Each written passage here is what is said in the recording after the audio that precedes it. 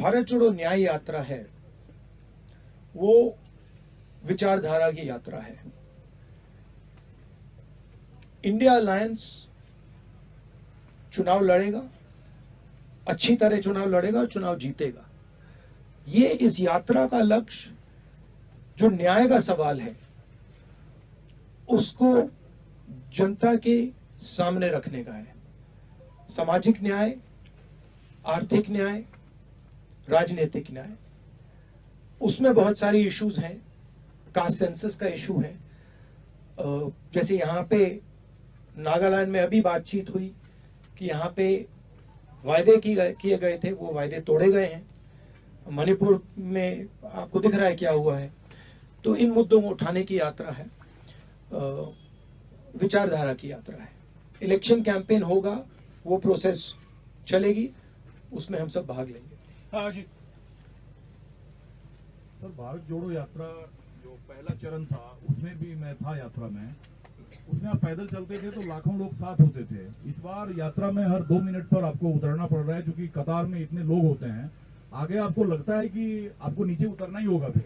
एक सवाल और है सर इससे जुड़ा हुआ, एक ही सवाल, अगर एक सवाल। ये आपका अच्छा सवाल है, इसका मैं पहले जवाब दे देता हूँ। देखिए, टाइम की कमी है। अभी हम मणिपुर नागालैंड में हैं, यहाँ पे काफी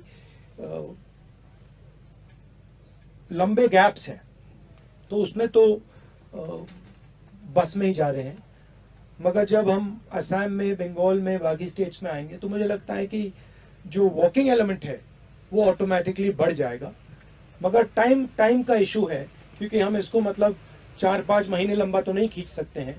वो पिछली यात्रा 150 दिन की थी, 150 दिन नहीं है, तो इसको थोड़ा हमें टाइट करना पड़ रहा है।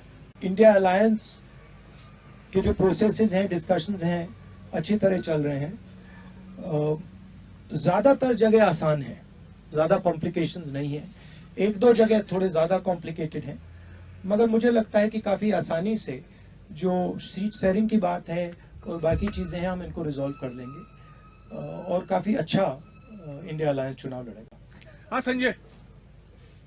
राहुल जी, आपने कल एक सभा में कहा था कि आप एक अल्टरनेट विजन देंगे ड्यूरिंग दिस यात्रा। वो अल्टरनेट विजन चुनाव के दौरान आएगा, उससे पहले आएगा?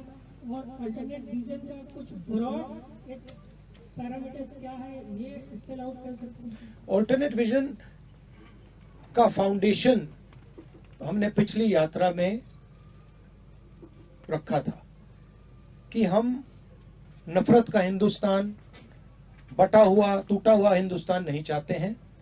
हम हार्मोनियस भाईचारे का हिंदुस्तान चाहते हैं। और वो भारत जोड़ो यात्रा was a resounding success. Everybody, even the BJP people से इट। नाउ उसका अगला कदम जो बीजेपी का जो मॉडल है, जो नफरत भरा हिंसा का मॉडल है, वो अन्याय का मॉडल भी है। उसमें 2-3 बड़े उद्योगपतियों को देश का पूरा धन मिल जाता है। जो ब्रॉड हमारी कम्युनिटीज हैं, सोशल ग्रुप्स हैं, दलित हैं, आदिवासी हैं, ओबीसी हैं, उनका पार्टिसिपेशन नहीं होता है। मैंने उदाहरण दिया, 90 अफसरों का मैंने उदाहरण दिया। और पूरे देश में इस बात को एक्सेप्ट की गई कि हिंदुस्तान की सरकार को जो ओबीसी हैं, दलित हैं, आदिवासी हैं, वो चलाते ही नहीं हैं। तो ये इश्यूज उठाई जाएंगी।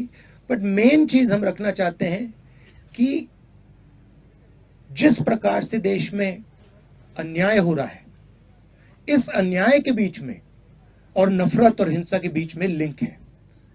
अन्याय से नफरत बढ़ रही है, हिंसा बढ़ रही है, और बीजेपी आरएसएस का लक्ष्य एक्चुअली चुने हुए लोगों को हिंदुस्तान का पूरा फायदा, पूरा धन पकड़ाने का है।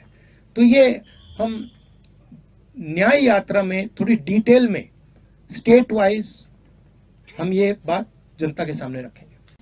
तो ये राम मंदिर 22 तारीख का फंक्शन जो है, ये राजनीतिक फंक्शन बन गया है।